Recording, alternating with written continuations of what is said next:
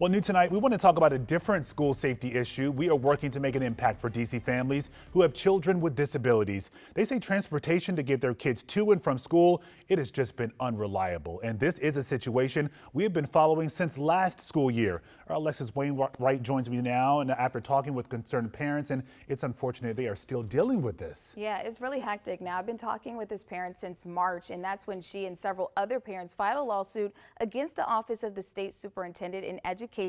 And then there were hopes for some improvements with the buses, but after the first week of school, they say not much has changed. The communication, though, is still just an issue. Elizabeth Daggett says the bus for her son is almost never on time. I wish I could say I'm hopeful. She thought things would be different after she and 5 other families worked together to file a federal complaint saying buses aren't safe or reliable. And it's tough because she's trying to monitor her son with disabilities. We had 2 different times to start the school. One was at 6:40 a.m. and one was at 8. So trying to figure out which time will the bus actually come. It's really just that unknowing, that anxiety of not knowing. And you mentioned bringing relief to parents. Do you feel like the lawsuit being filed is something that needed to be done after hearing that more parents are now coming forward?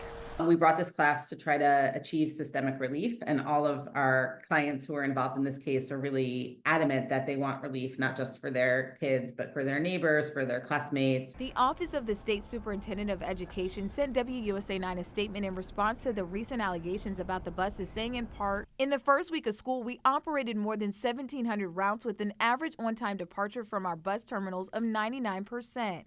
We continue to make upgrades to our service and are committed to serving the students we are required to transport." I mean, it was late quite a few times last week in the afternoon.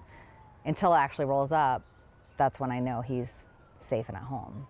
By a few times, she means 4 out of the 5-day school week. Despite having this issue since 2017, Daggett says she's pushing for her son and also the other parents who have reached out with similar problems since the start of the new school year. I mean, my motivation obviously is to have the bus system fixed for my son, but it's also have it fixed for all those other kids that are affected.